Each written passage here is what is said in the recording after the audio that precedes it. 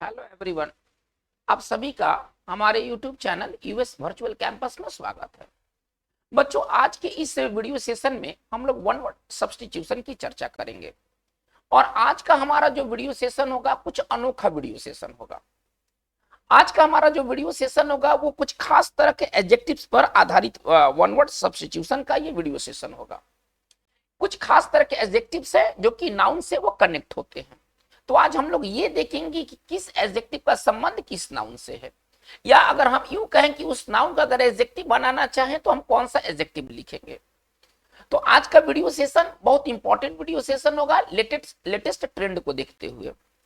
अगर आप रिसेंट के सालों में, हाल के सालों में अगर आप वन वर्ड सब्स्टिट्यूशन के कुछ सवालों को अगर आप एनालिसिस करेंगे, खासतौर पर एसएससी का, तो आप यही देखेंगे कि जो आजकल के जो वन वर्ड सब्स्टिट्यूशन आ रहे हैं वो बहुत छोटे छोटे फ्रेज से रिलेटेड है ना। बहुत छोटा फ्रेज दिया जा रहा है, वो 4 वर्ड का हो सकता है, वो 5 वर्ड का हो सकता है, और उसके लिए एक आपको 1 वर्ड मांगा जा रहा है। तो आज का हमारा जो वीडियो सेशन है वो लेटेस्ट ट्रेंड पर आधारित वीडियो सेशन है। चलिए अपने बिजनेस की शुरुआत करते हैं। सबसे पहला फर्स्ट वर्ड हमारा एक्विलीन है। चलिए, आज का हमारा इस वीडियो सेशन का जो सबसे फर्स्ट वर्ड है वो एक्विलीन है। चलिए, यदि कोई चीज अगर एक्विलीन है तो उसका संबंध किससे है। देखिए, अब एक्विलीन एक एडजेक्टिव है, लेकिन ये किस नाउन का एडजेक्टिव है हमको ये देखना है। यदि कोई चीज कहा जाए कि एक्विलीन नोज, अगर हम कहते एक्विलीन नोज, अगर मैं ऐसे कहूं कि किसी व्यक्ति का नोज एक्विलीन नोज है तो उसका नोज कैसा नोज होगा, उसका नाक कैसा नाक होगा। तो यदि कोई चीज यदि एक्विलीन है तो इसका संबंध है ईगल से, बाज से, है ना। बाज का अगर कोई कहे कि आप ईगल का एडजेक्टिव बोलिए, ईगल का एडजेक्टिव क्या होता है, तो ईगल का एडजेक्टिव जो होगा वो एक्विलीन होगा, ठीक है ना। ये अगर कोई व्यक्ति बाज की तरह दिखता है, उसका कोई बनावट बाज की तरह दिखता है, तो उसका जो बनावट होता है एक्विलीन होता है। एक्विलीन का संबंध किससे, बाज से है। इसको हम कैसे लिखेंगे, ईगल लाइक। अगर छोटा अगर लिखना है तो इसको हम लिखेंगे ईगल लाइक, है ना, जो बाज की भांति दिखाई दे, बाज की तरह नजर आए। अगर मैंने कहा एक्विलीन नोज तो इसका ये नाक, इस व्यक्ति का नाक कैसा नाक होगा, बाज की नाक की तरह, थोड़ा सा टेढ़ा, मतलब उसका नाक का जो बनावट ऐसे हो सकता है मानो कि कोई बाज का नाक हो, ठीक है। अगर किसी फीचर्स, उसका बनावट, शरीर का बनावट बाज की बनावट की तरह है तो हम उसका फीचर्स, शरीर का फीचर्स कौन सा फीचर्स होगा, एक्विलीन फीचर्स होगा। तो यदि कोई चीज यदि एक्विलीन है तो इसका संबंध बाज से है, ठीक है ना। तो हम लिख सकते हैं बाज से संबंधित या बाज की तरह दिखने वाला, बाज से संबंधित, ठीक है ना, या बाज की तरह दिखने वाला, सॉरी, बाज से संबंधित या बाज की तरह दिखने वाला। तो यदि कोई चीज यदि एक्विलीन है तो इसका संबंध बाज से है। चलिए, हम लोग सेकंड अपने एडजेक्टिव को लेके चलते हैं, और ये एडजेक्टिव्स काफी इंपॉर्टेंट एडजेक्टिव्स हैं। ये केवल वन वर्ड के दृष्टिकोण से ही इंपॉर्टेंट नहीं है, ये आपके सिनोनिम्स में भी काम कर सकते हैं, एंटोनिम्स में भी काम कर सकते हैं। वन वर्ड के जो भी वर्ड्स हैं उनके मल्टीपल मतलब उनके यूजेस है, आप ऐसे समझिए। हमारा जो नेक्स्ट वर्ड है वो है एसिनिन। हमारा जो नेक्स्ट वर्ड है वो है एसिनिन। देखिए, यदि कोई व्यक्ति अगर एसिनिन है तो इसका मतलब है कि वो एस की तरह है, मतलब गधे की तरह, स्टूपिड, वहां पर सेंस स्टूपिड से है, ठीक है ना। इसको हम कैसे लिखेंगे, रिलेटिंग टू एस, लेकिन एस कौन सा एस, ये जानवर वाला एस नहीं, स्टूपिड वाला एस, ठीक है ना। यदि कोई व्यक्ति अगर एसिनिन व्यक्ति है तो इसका मतलब है कि वो स्टूपिड व्यक्ति है, ठीक है ना। अगर मैंने कहा कि कोई व्यक्ति जो है वो मूर्ख की तरह बोला, मूर्ख की तरह टिप्पणी किया, अब उसका जो टिप्पणी होगा वो कौन सा टिप्पणी होगा, उसका जो टिप्पणी होगा वो होगा एसिनिन रिमार्क। हम उसको कहेंगे एसिनिन रिमार्क, ठीक है ना। उसका जो टिप्पणी होगा वो मूर्ख की तरह टिप्पणी होगा। तो यदि कोई व्यक्ति अगर एसिनिन व्यक्ति है इसका मतलब है कि वह स्टूपिड व्यक्ति है, ठीक है ना। इसको हम सिंपल लिख सकते हैं मूर्ख। यदि कोई व्यक्ति अगर एसिनिन है, वो जानवर वाला एस नहीं, ये व्यक्ति का जो मेंटल जो पावर बताया गया ना कि वो एस दिमाग रखता है, स्टूपिड है वो, तो वो जो उसका जो रिमार्क होगा वो एसिनिन रिमार्क होगा। चलिए, तो अभी हम लोगों ने क्या देखा बच्चों, एक्विलीन का संबंध किससे है, ये जानवर वाला बाज से है। एसिनिन का संबंध किससे है, इसका मतलब एस, एस मतलब कौन सा एस, स्टूपिड वाला एस।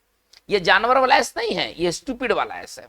चलिए अब हम लोग बात को हम लोग आगे लेके चलते हैं। हमारा जो नेक्स्ट वर्ड है वो है बिब्लिकल। बहुत इंपॉर्टेंट वर्ड है ये बिब्लिकल।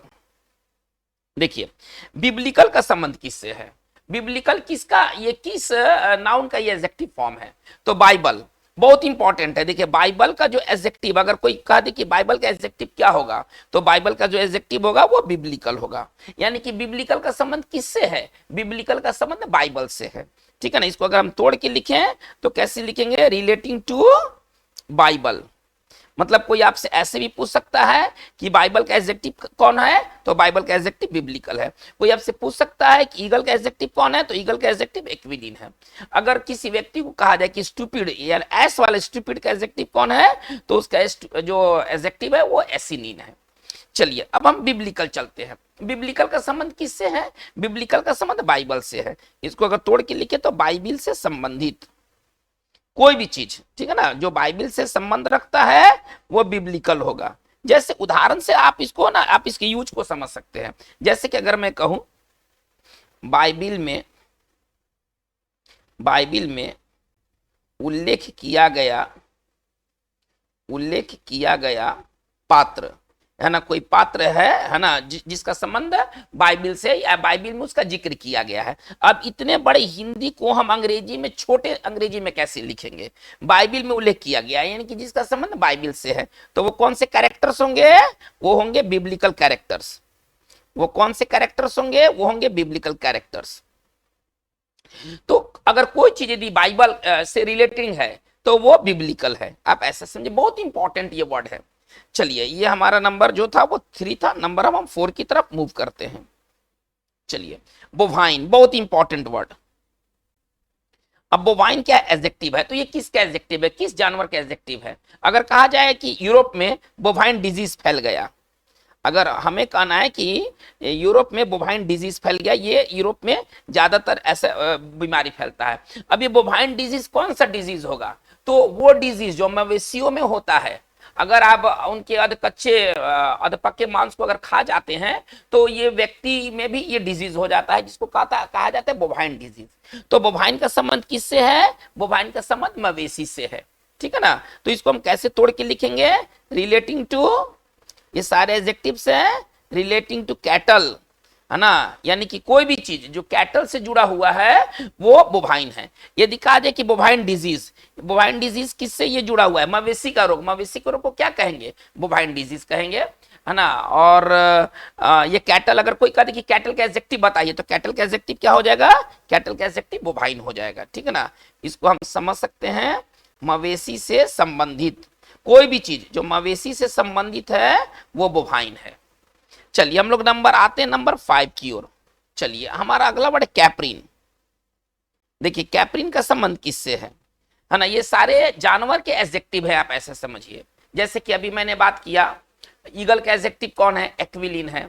ठीक है। अभी मैंने बात किया कि कैटल का एडजेक्टिव कौन है? बोवाइन है। चलिए अब हम कैप्रिन चलते हैं। कैप्रिन का संबंध गॉट, बकरी से है। ठीक है ना। हम इसको लिख सकते हैं relating to gods, relating to gods, जिसका संबंध जो है वो बकरी से है, वो कैप्रिन होता है। तो इसको तोड़ के लिख सकते हैं बकरी से संबंधित कोई चीज जो बकरी से जुड़ा हुआ है वो कैप्रिन है। जैसे कि बोवाइन डिजीज हो सकता है, वैसे कैप्रिन डिजीज भी तो हो सकते हैं। अब ये डिजीज किसको प्रभावित करती है? अब ये डिजीज जो है वो बकरी को प्रभावित करती है। चलिए ये कैप्रिन था। हम लोग आगे बात को लेके चलते हैं, नंबर 6 में आते हैं। तो सेरिब्रल, चलिए बहुत इंपॉर्टेंट है। सेरिब्रल का संबंध किससे है? तो सेरिब्रल का संबंध जो है ना वो मस्तिष्क से है, ब्रेन से है। चलिए अब ये कोई कहे कि ब्रेन का एडजेक्टिव बताइए, तो ब्रेन का एडजेक्टिव क्या हो जाएगा? ब्रेन का एडजेक्टिव सेरिब्रल हो जाएगा। कैसे इसको तोड़ के लिखेंगे? Relating to brain. ठीक है ना। मस्तिष्क से संबंधित, मस्तिष्क से संबंधित यदि कोई चीज यदि सेरिब्रल है तो उसका संबंध मस्तिष्क से है। जैसे कि एक व्यक्ति का देहांत हुआ है और उसको क्या हो गया था? उसको सेरिब्रल कैंसर हो गया था, है ना। उसको सेरिब्रल कैंसर हो गया था या उसको सेरिब्रल ट्यूमर हो गया था। अब ये सेरिब्रल कैंसर या ट्यूमर कहाँ होगा? शरीर में कहाँ होगा? तो सेरिब्रल का संबंध किससे है? सेरिब्रल का संबंध ब्रेन से है। ये कैंसर, ये ट्यूमर उस व्यक्ति के ब्रेन में हुआ है। ब्रेन कैंसर, ब्रेन ट्यूमर को हम शॉर्ट में कैसे कह सकते हैं और स्मार्ट तरीके से, तो सेरिब्रल कैंसर, सेरिब्रल ट्यूमर।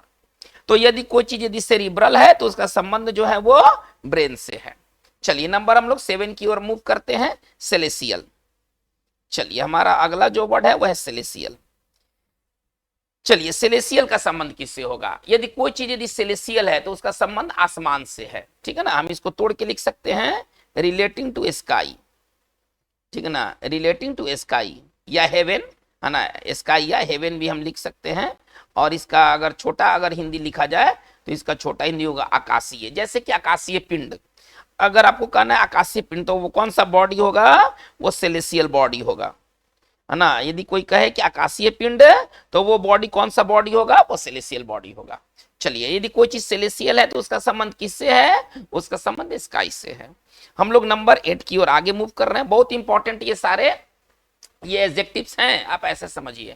ये नित्य प्रतिदिन मिलने वाले, अगर आप कुछ भी पढ़ते हैं, लिटरेचर पढ़ते हैं, फिक्शन पढ़ते हैं, मैगजीन्स पढ़ते हैं, कुछ भी पढ़ते हैं, ये सारे चीज आपको मिलने वाले हैं। क्योंकि ऐसे मामला है, जो मामले हैं ना वो रोज घटित होती रहती है, ये कोई रेयर मामला नहीं है। अब कहा जाए कि ब्रेन कैंसर, ब्रेन ट्यूमर, ये रोजमर्रा का चीज है। ब्रेन ट्यूमर, ब्रेन कैंसर, इसका मतलब है कि वहां पर ब्रेन नहीं लिखा जाता है, आमतौर पर उसको सेरिब्रल से इंडिकेट किया जाता है।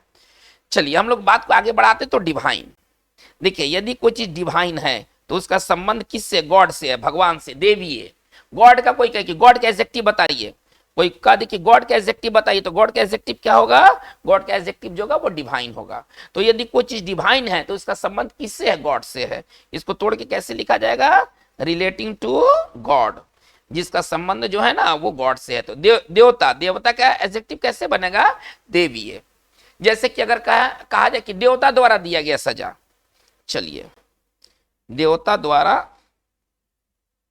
दिया गया सजा, कोई सजा है जिसको माना जा रहा है कि भगवान ने उस सजा को दिया है, देवता द्वारा दिया गया सजा। अब इस सजा को हम कैसे लिखेंगे?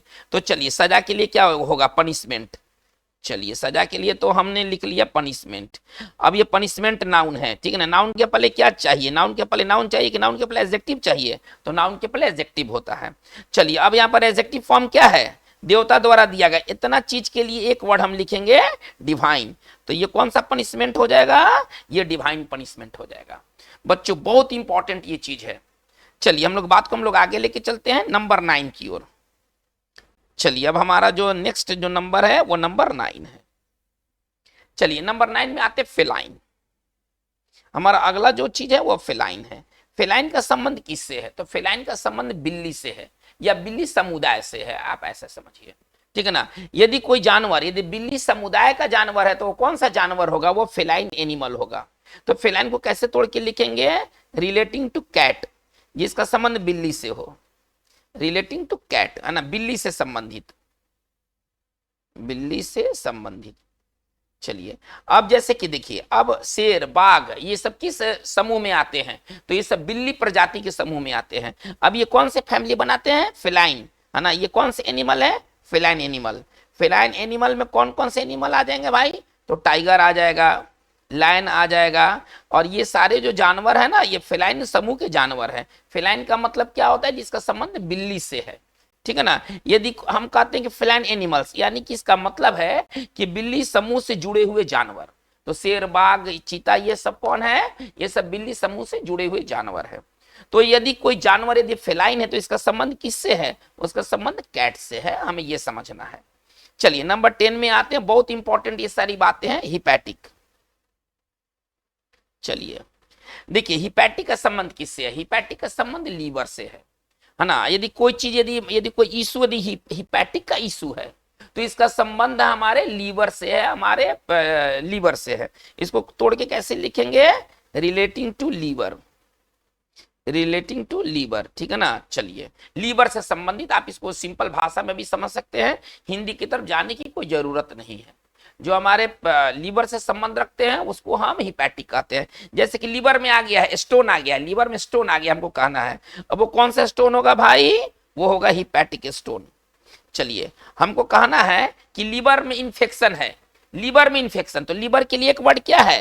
हिपैटिक है। अब वो कौन सा इंफेक्शन होगा? वो होगा, है ना, हिपैटिक इन्फेक्शन होगा। तो इस तरह से हम एडजेक्टिव से नाउन को समझ सकते हैं।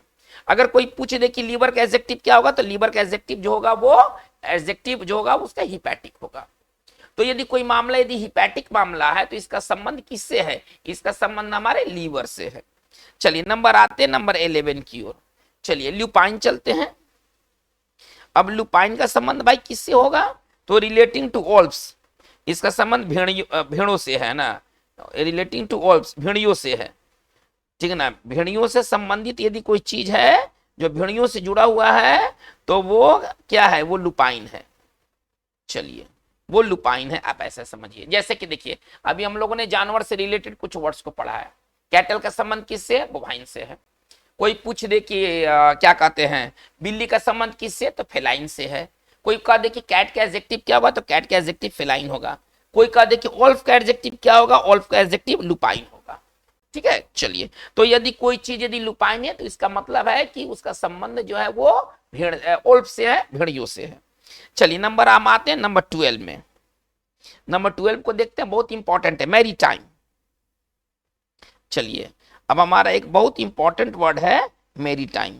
देखिए यदि कोई चीज यदि मेरी टाइम है तो इसका संबंध ना समुद्र से है ना, इसको तोड़ के लिख सकते हैं रिलेटिंग टू सी, ठीक है ना। जो समुद्र से जुड़ा हुआ होता है वो मेरी टाइम कहलाता है, समुद्र से संबंधित, समुद्र से संबंधित। चलिए अब आप इसको आप इस तरह से समझ सकते हैं, अगर हमें कहना है समुद्री मार्ग से, समुद्री मार्ग से व्यापार, यानी कि इतना हमें फ्रेज का अंग्रेजी लिखना है, समुद्री मार्ग से व्यापार या समुद्री मार्ग से किया गया व्यापार। व्यापार के लिए आप क्या लिखेंगे, व्यापार के लिए आप ट्रेड लिखेंगे। और समुद्री मार्ग से जिसका संबंध समुद्र से हो तो उसके लिए एक वर्ड क्या है, सी। सी के लिए एक वर्ड क्या है, देखिए सी के लिए एक वर्ड आपको बताया गया मेरी टाइम। यदि कोई चीज यदि मेरी टाइम है तो इसका संबंध समुद्री समुद्र से है। चलिए अब ये कह रहा है कि ट्रेड, तो कौन सा ट्रेड भाई, तो ये है मैरी टाइम ट्रेड। ये जो चीज है वो क्या है, मेरी टाइम ट्रेड है। बहुत इंपॉर्टेंट ये बातें हैं। नंबर 13 की ओर हम लोग मूव करते हैं। चलिए नंबर 13 की ओर आते हैं। तो ये मेरी टाइम का संबंध जो है वो समुद्र से है। चलिए ऑक्यूलर, अब हमारा जो नेक्स्ट वर्ड है वो है ऑक्यूलर। चलिए ऑक्यूलर एडजेक्टिव है, तो ऑक्यूलर का संबंध किससे है, ऑक्यूलर का संबंध आंख से है, ठीक है ना। इसको हम कैसे लिखेंगे, रिलेटिंग टू आईज, ठीक है ना। जिसका संबंध आंखों से होता है वो ऑक्यूलर होता है। इसको हम समझ सकते हैं आंख से संबंधित, आंख से संबंधित। जैसे कि कोई व्यक्ति है और आंख से संबंधित समस्याओं से वो जूझ रहा है, हमको कहना है आंख से जुड़ी हुई समस्याएं, जुड़ी हुई सॉरी आंख से जुड़ी हुई समस्याएं, हमको ऐसा कहना है। चलिए आंख से जुड़ी हुई समस्याएं।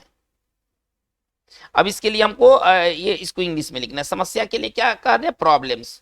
अब आंख से जुड़ी हुई ये प्रॉब्लम आंखों का प्रॉब्लम है तो ये नाउन है, थोड़ा आप इसको ऐसा समझिए, नाउन है। और नाउन का एडजेक्टिव क्या होगा, ऑक्यूलर होगा। अब ये कौन सा प्रॉब्लम होगा, ये ऑक्यूलर प्रॉब्लम होगा। चलिए अगर कोई कहे कि आंख से पानी आ रहा है, अगर हमको कहना आंख से पानी, आंख से पानी आ रहा है, किसी को ऐसा शिकायत है कि आंख से पानी आ रहा है, तो वाटरिंग, वाटरिंग का मतलब पानी आना। अब ये कौन सा वाटरिंग है, ये है ना, इसको हम कह सकते हैं ऑक्यूलर, है ना। इसको क्या कह सकते हैं कॉमन भाषा में, ऑक्यूलर वाटरिंग। तो बच्चों ये बहुत इंपॉर्टेंट ये चीजें हैं और ये आपको बार बार देखने को मिलेगा। इस पर किया गया कोई भी मेहनत व्यर्थ नहीं जाएगा। आप इतना आप इसके लिए आश्वस्त रहिए। अगर आप इन वर्ड्स को पढ़ते हैं, हो सकता है कि वन वर्ड के रूप में ना आए, लेकिन वो synonyms, fill in the blanks, cloze test, कई तरह के ऐसे जगह है जहां पर ये आते हैं। वर्ड्स अगर आपका अच्छा रहेगा तो आपको ओवरऑल इंग्लिश अच्छा रहेगा। वर्ड्स आप अच्छा रखने के लिए जो साधन अपना सकते हैं आप उन साधनों को अपनाइए। चलिए नंबर हम आते हैं 14 में। चलिए अब हम लोग 14 की ओर आते हैं। तो हमारा अगला वर्ड है ऑल्फैक्टरी, हमारा अगला वर्ड है ऑल्फैक्टरी। देखिए यदि कोई चीज यदि ऑल्फैक्टरी है तो उसका संबंध सूंघने से है ना। जिसका संबंध सूंघने से हो, स्मेल, कोई कहे कि स्मेल का एडजेक्टिव बताइए, तो स्मेल का एडजेक्टिव क्या होगा, ऑल्फैक्टरी होगा। इसको कैसे तोड़ के लिखेंगे, ठीक है ना, relating to smell, relating to smell, जिसका संबंध जो है वो है ना स्मेल से हो, वो चीज ऑल्फैक्टरी होता है। सूंघने से संबंधित, सूंघने से संबंधित। देखिए हमारे शरीर में क्या है ना, हमारे शरीर में ग्लैंड है ना, अलग अलग चीजों के लिए अलग अलग ग्लैंड है। एक आपको बायोलॉजी में पढ़ना होगा ऑल्फैक्टरी ग्लैंड। अब बताइए ऑल्फैक्टरी ग्लैंड का संबंध किससे होगा? ऑल्फैक्टरी ग्लैंड का संबंध सूंघने से होगा, ठीक है ना। देखिए हम लोग ये जानते हैं कि डॉग में सूंघने की शक्ति ज्यादा होती है, लेकिन आपको जानना चाहिए कि पिग, सुअर में है ना सूंघने की शक्ति उससे भी ज्यादा होती है। इसको हम कैसे लिखेंगे? अगर हमें लिखना है तो चलिए हम ऐसे लिख सकते हैं कि द ऑल्फैक्टरी ग्लैंड्स, इसको अगर इसी बात को लिखना है तो कैसे लिखेंगे? The olfactory glands, the olfactory glands of pigs are sharper then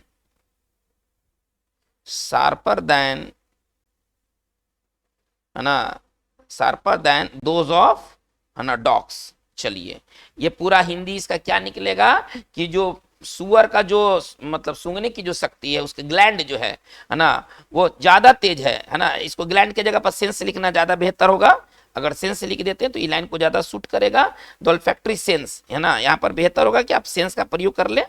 the olfactory sense of pigs, चलिए आर है ना sharper than that of dogs. इसका हिंदी क्या निकलेगा कि जो ऑल्फैक्टरी सेंस है पिग्स का, वो डॉग्स के सेंस से ज्यादा तगड़ा है।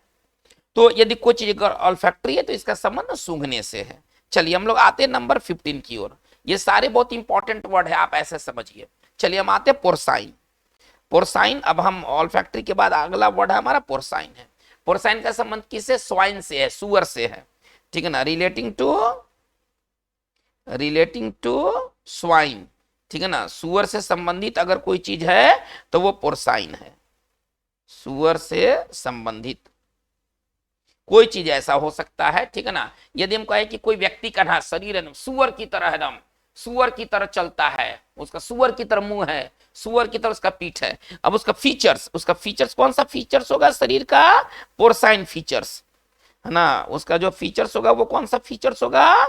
पोर्साइन फीचर्स। ये बहुत और बहुत इंपॉर्टेंट है, ठीक है ना। यदि कोई व्यक्ति अगर पोर्साइन की तरह दिखता है तो वो किसकी तरह दिखता है? स्वाइन, सुअर की तरह दिखता है वो, ठीक है। चलिए नंबर आते हैं 16 की ओर। हमारा जो नेक्स्ट वर्ड है वो 16 में देखते हैं पल्मोनरी। देखिए हमारा अगला जो वर्ड है वो है पल्मोनरी। देखिए पल्मोनरी का संबंध किससे होगा? पल्मोनरी शरीर के किस भाग से जुड़ा होगा? तो यदि कोई चीज यदि पल्मोनरी है तो उसका संबंध फेफड़ा से है, लंग्स से है। यदि कोई चीज यदि पल्मोनरी है तो उसका संबंध हमारे लंग्स से, फेफड़ा से है। कैसे लिखेंगे? इसको अगर तोड़ के लिखना होगा तो लिख सकते हैं connected with the lungs, connected with the lungs, फेफड़ा से संबंधित, फेफड़ा से संबंधित यदि कोई चीज है तो वो पल्मोनरी है। जैसे कि कहना है कि फेफड़ा में इंफेक्शन हो गया है, किसी के फेफड़ा में इंफेक्शन हो गया है तो वो कौन सा इंफेक्शन होगा? Pulmonary infection. थोड़ा ध्यान दिया जाए, वो कौन सा इंफेक्शन होगा? Pulmonary infection.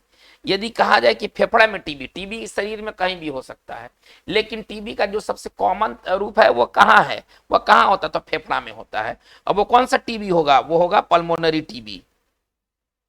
चलिए हम लोग बात को हम लोग आगे कैरी करते हैं नंबर 17 को, रीनाल। चलिए रीनाल का संबंध किससे है? तो रीनाल का संबंध, हिपैटिक का संबंध किससे था? हिपैटिक का संबंध लीवर से था, ठीक है ना। और रीनाल का संबंध किससे होगा? रीनाल का संबंध किडनी से होगा। तोड़ के कैसे लिखेंगे? Relating to kidneys, relating to kidneys, जिसका संबंध किडनी से हो, किडनी से संबंधित, इसको कहा जाए किडनी से संबंधित। चलिए अब किसी का किडनी फेल हो गया, किडनी काम नहीं कर रहा है, उसको क्या कहते हैं? उसको कहते हैं रीनाल फेल्योर। इसको शॉर्ट में कहते हैं रीनाल फेल्योर, है ना। किसी का अगर किडनी काम करना बंद कर दे तो उसको मेडिकल लैंग्वेज में कहा जाता है रीनाल फेल्योर, किडनी का काम करना बंद कर देना। चलिए यानी कि कोई चीज यदि रीनाल है तो उसका संबंध किससे है? उसका संबंध किडनी से है। नंबर 18 की ओर हम लोग बढ़ते हैं।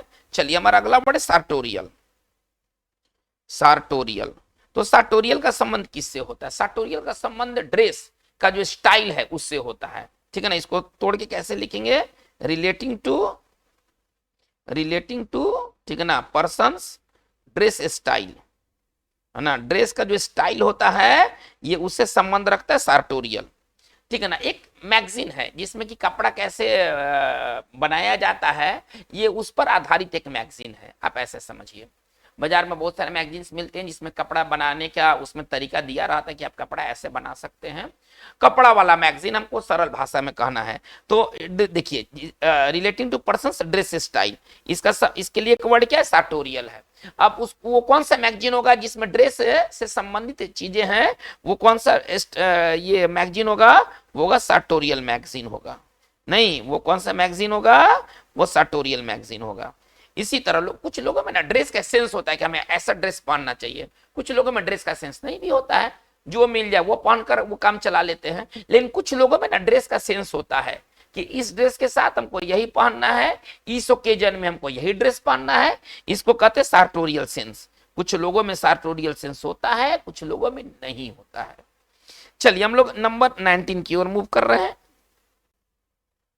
चलिए नंबर 19 देख लेते, सिमियन, ठीक है ना। यदि सिमियन का संबंध किससे है, थोड़ा सा इसको देख लिया जाए। देखिए यदि कोई व्यक्ति सिमियन है यानी कि वो बंदर की तरह दिखता है, हमको कहने कि लंगूर की तरह उसका हाथ है, इतना लंबा, पतला और लंबा हाथ है, मालूम पड़ता है कि लंगूर है वो, तो अगर कोई चीज सिमियन है तो उसका संबंध किससे है, रिलेटिंग टू, है ना, मंकीज, रिलेटिंग टू मंकीज या एप्स, है ना, बंदर या लंगूर से संबंधित, लंगूर या बंदर से संबंधित यदि कोई चीज है तो वो सिमियन है। किसी व्यक्ति का बंदर की तरह चेहरा है, आप ऐसे समझिए, तो बंदर की तरह चेहरा होगा तो उसका फेस कैसा होगा, सिमियन फेस, ठीक है ना। यदि कोई किसी व्यक्ति का चेहरा यदि बंदर की तरह चेहरा है तो सिमियन फेस, और किसी व्यक्ति का स्वाइन सुअर की तरह चेहरा है तो कौन सा उसके लिए अंग्रेजी होगा, पोर्साइन फेस। बिल्ली की तरह चेहरा होगा तो कौन सा फेस होगा, फेलाइन फेस, ठीक है ना। बाज की तरह चेहरा होगा तो कौन सा चेहरा होगा, एक्विलाइन फेस। तो ये सब बहुत टॉप क्लास के एडजेक्टिव्स है। चलिए हम लोग इस वीडियो सेशन का अंतिम ये वन वर्ड लेके चल रहे हैं, और 20वां हमारा जो है वो टॉन्सोरियल है। चलिए टॉन्सोरियल का भाई ये नाउन क्या होता है, टॉन्सोरियल किस नाउन का एडजेक्टिव है, हमें ये देखना है। तो कोई चीज टॉन्सोरियल है तो इसका संबंध बार्बर, है ना, बाल काटने वाले से, हजाम से है। इसको हम लिख सकते connected with barber, connected with barber, जिसका संबंध नाई से हो, है ना, नाई से संबंधित, आप ऐसे समझिए, सरल भाषा में कहें तो नाई से संबंधित। यदि कोई चीज नाई से संबंधित है, सॉरी,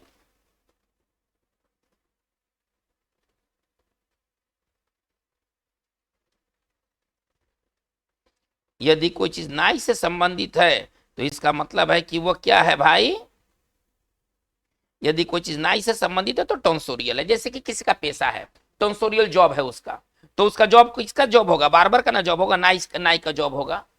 तो बच्चों आज के इस वीडियो सेशन में हम लोगों ने कुछ बहुत इंपॉर्टेंट एडजेक्टिव्स को देखा है। ये एडजेक्टिव्स किस नाउन के एडजेक्टिव्स है, उसके सामने रिलेटिंग टू या कनेक्टेड विथ, ज्यादातर एक्सप्लेनेशन में किस वर्ड का इस्तेमाल किया गया है, रिलेटिंग टू, और एक दो एग्जांपल्स में इस्तेमाल किया गया कनेक्टेड विथ।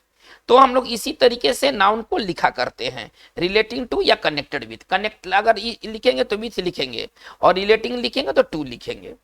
तो बच्चों आज का हमारा वीडियो सेशन इतना ही, लेकिन आगे आपका ये वन वर्ड सब्स्टिट्यूशन का बेहतरीन वीडियोस और आने बाकी है। अगर आप नए हैं और चैनल को आपने सब्सक्राइब नहीं किया है तो प्लीज आप सब्सक्राइब कर ले, आप इस पूरे वीडियो को वॉच करें, है ना, और इसमें आपको जो भी अगर लगता है कि इंप्रूवमेंट किया जा सकता है आप अपने ओपिनियन को जरूर दें। इसके लिए आपका जो है वो बॉक्स खुला हुआ है। आज की बात इतना ही, थैंक यू वेरी मच।